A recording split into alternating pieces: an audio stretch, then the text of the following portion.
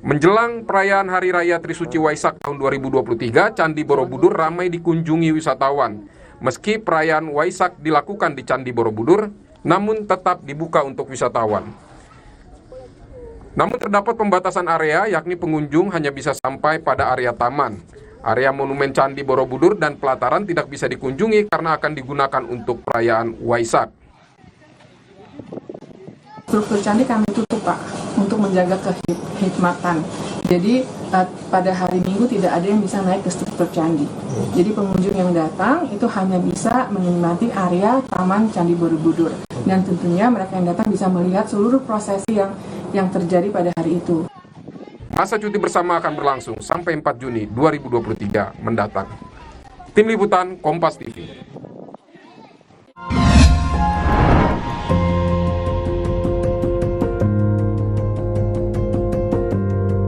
Kompas TV, Rumah Pemilu.